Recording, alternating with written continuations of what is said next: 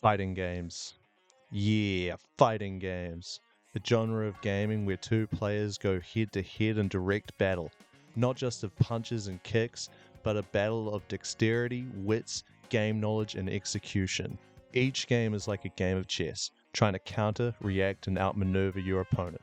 It's not just about getting combos and depleting the opponent's health bar, it's mind games and understanding your character's movesets and how to truly play the game. Fighting games are about precision and execution above all else, the masters of the game reaching legendary gamer status.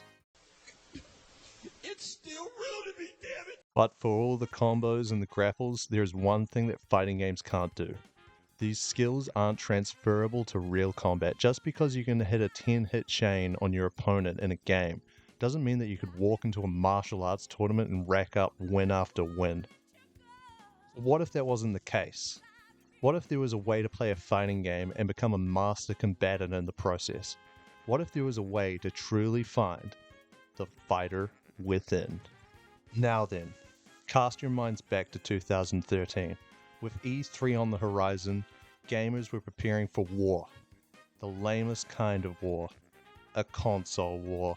With Microsoft and Sony preparing to unveil the next generation of consoles hot off the success that was the Xbox 360 and the PlayStation 3 era, the crowd waited with bated breath as Xbox CEO Don Matrick took the stage.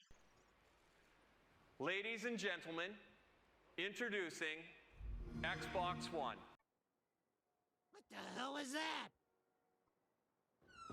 Microsoft would go on to have an incredibly infamous reveal, with a lot of mind-boggling decisions. Aside from the name, the Xbox One, a heavy push for an always online, always on, no game sharing console with a heavy focus on multimedia as opposed to gaming, left gamers with a bad taste in their mouth. Even Sony would go on to meme the Xbox One in their reveal of the more traditional PlayStation 4. It was clear to everyone watching that Sony was winning the console war. Fortunately, we have a product for people who aren't able to get some form of connectivity. It's called Xbox 360. Right. So stick with 360. That's your message if you don't, like it. Microsoft would soon backpedal on most of these features, but the damage to the brand and the Xbox was done, and it would take a long time for them to recover. The one feature that was often overlooked was that each Xbox One would come packaged with the newest version of the Xbox's motion controller, the Kinect 2. Why wasn't it called the Kinect 1? What are these names, Xbox? The Kinect. Why, Salty Snake, what the fuck is that?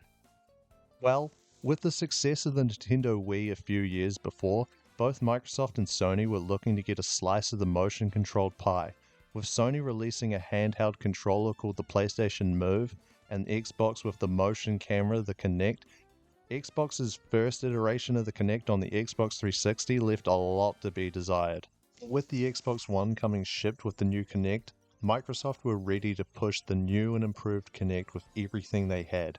The brand was keen to make sure that the Kinect would be the next evolution of gaming and accessibility. However, with such a push for the new Kinect, the Xbox One would need a slew of launch titles that would make use of the new motion controller. Enter Ubisoft and Belgian studio Daoka. Daoka?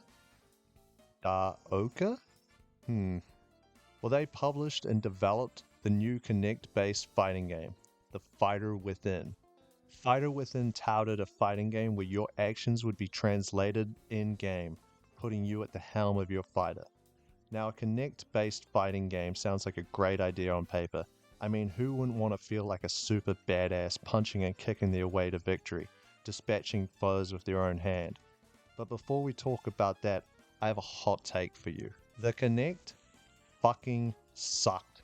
The thing would hardly work, and it was no secret as to why only after 4 years the Kinect was dropped quietly by Microsoft. So with all the backstory out of the way, I think it's time that we have a look to see if Fighter Within truly does what they offered players.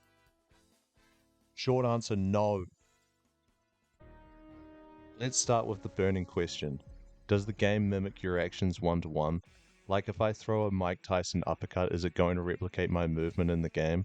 Unfortunately, no. The game seems to have a stock set of animations that seem to be shared across all 12 fighters, with some exceptions like auto combats and finishing moves, meaning each action performed by a player is effectively no different than pressing a face button on a controller. In terms of moveset depth, if you are expecting Tekken with a deep set of unique moves for each fighter, you won't find it here. Fighters are limited to a shallow high, low, and crouching left and right punch, a left and right kick, a grapple throw, and a high and low block, which are performed exactly how you would imagine you would perform them. Apparently you can throw a roundhouse and a hook punch, but I couldn't get them to work. Either that or the animation for these actions is so minimal a difference it's hard to recognize. An auto combo and auto counter is performed by successfully attacking or blocking an opponent 5 times, which will trigger a short animation, and being auto countered will put you into a state of dizziness which will stop you from being able to attack for a few seconds. You have a special meter that can be charged by holding your arms up into the air. This will grant you 3 different power-ups which let you do special moves that again, played out with auto animation. The lack of freedom of movement is remedied by giving players a forward and backwards dash. Additionally, you can perform throws, a switch, or pole attack to change the orientation of your fighter. Unfortunately, this game features ring-out stages akin to Virtua Fighter and Soul Calibur, as opposed to endless scroll or walled stages like in Tekken, which in my opinion is a huge mistake, as a lot of my fights resulted in me just pummeling them until they were pushed back and out of the ring, which apparently is auto death upon impact. As for responsiveness of controls, I actually didn't really have any issues in game, but I found a lot of the menu navigation to be an absolute nightmare. And after 5 minutes of struggling to scroll with my hand not being recognized as a fist, I eventually gave up and opted to use my controller, which, sort of kills the whole point of it being Kinect in the first place. To give the fighter within some credit, it does have a pretty generous 12 fighters, with 11 being available right from the get-go, and all of them do have some pretty varied looks, but unfortunately, that's where the differences end, as every character's move set is virtually identical. In terms of the gameplay, I found the animations incredibly sloppy, and I honestly felt like I was flailing around, typically spamming alternating left and right punches. As for game modes, there is a single player campaign where you play as Max, who I'm assuming is the Ryu of this game, a 1 vs 1, training, and arcade mode, so nothing really out of the ordinary. There is also a multiplayer mode, unfortunately with a lack of another player and an immense feeling of shame I'd have asking someone to be one. I unfortunately, or fortunately, depending on how you look at things, wasn't able to try it out.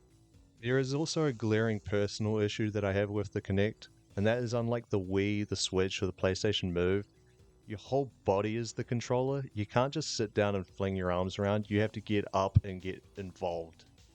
And personally, I felt like an absolute idiot standing around duking and diving around to play the game. Like, here's me playing the game, and when I wasn't standing around waiting for the loading screens, which are eternal by the way, I just felt like an absolute dork trying to play the game.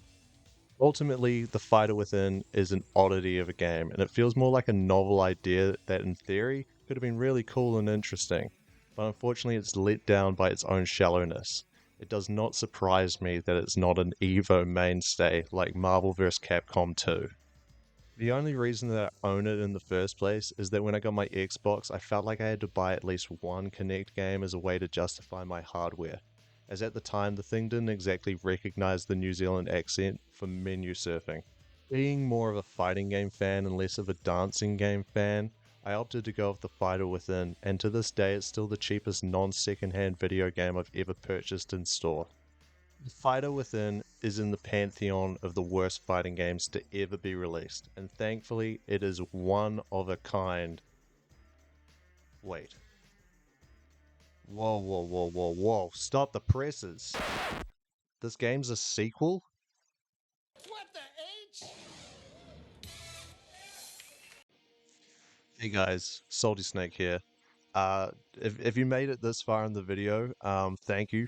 Um, Honestly, I haven't done a video like this before. I haven't edited anything for close to 10 years, so it was kind of nice to just kind of like, try and figure things out. I'm using a program I'm not familiar with. My mic has been kind of like shitting the bed a little bit, so I plan on fixing that issue, like probably by getting a new mic very soon. But like honestly, I had a lot of fun making this video. Its pacing probably could have been a little bit better, but like at the end of the day, no one's really going to see this, and at the same time, like it's the fighter within. Like, uh, it's not exactly the greatest game ever. But yeah, like had a lot of fun making the video. Actually, had like a ton of fun replaying the fighter within. The whole reason why I did this video in the first place was because I couldn't actually figure out how to record like my mic setup while playing the Kinect. I didn't know how I was going to do like a let's play one-off video of this game. So I figured, well, I still want to kind of talk about it, so I thought I'd show it in a different light. If you liked this like type of video, like let me know. Like if you want to see more of it, I plan on hopefully getting a little bit better. It actually didn't take me all that long. I thought this was going to be a nightmare of hard work, but it wasn't that bad. It was just kind of like it was actually a bit of fun. I actually quite enjoyed the process. So maybe there'll be more videos like this in the future. I don't expect, me to be doing them all that often. Don't really have a lot of time at the moment. But I do already have like a bit of a backlog with my Let's Plays, so I just figured, well, I'll do this, why not? But yeah, like I don't really know how to finish this message, so I'm just gonna press stop now.